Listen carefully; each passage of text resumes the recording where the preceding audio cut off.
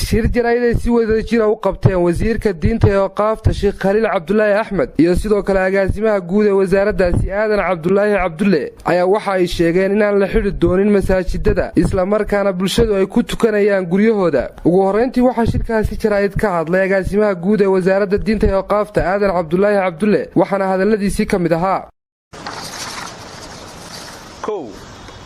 in go'aankaasi ahaa mid ka soo baxay guddida heer qaran ee ka hortagga cudurka COVID-19 wasaaradda diinta iyo waqaaftuna ay guddidaasi xubin ka tahay.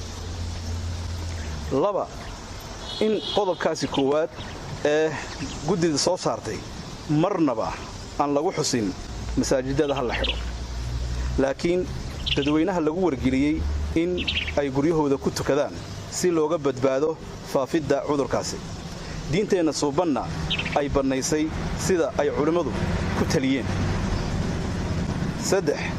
waxa ay wasaaraddu aaminsan tahay sida dhaqaatiirtuba caddeeyeen in halis caafimaad ay tahay isu imaanshiyaha bulsho ee ay masaajidada isugu imanayaan, maadaama la caddeeyey in xanuunkani ka hortag mooyaane aanu lahayn ka dabatag si xawli ahna u faafayo.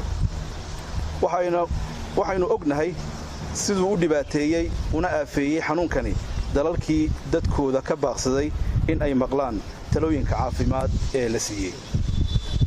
waxa ay wasaaraddu ugu baaqaysaa culimmada in aanay ku degdegin in ay bulshada la wadaagaan warar aan la xaqiijin ama la hubin.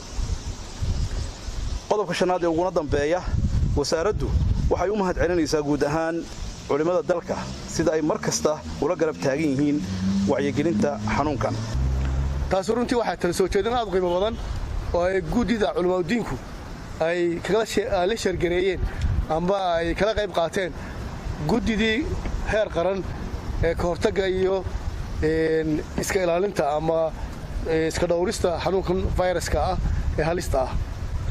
culimmadu markii ay soo jeediyeen guddida heer qaran iyadoo mahadnaqaysa waxay qiimaysay xaaladda lagu jiro. xaaladda lagu jirana waxaa iskale marba meel bay joogta. hadday saxaafad tahay saxafiyiinta iskale loo daba fadhiisanaya, hadday tahay injineernimo injineerada loo daba fadhiisanaya, hadday tahay caafimaad dhakhaatiirta loo daba fadhiisanaya.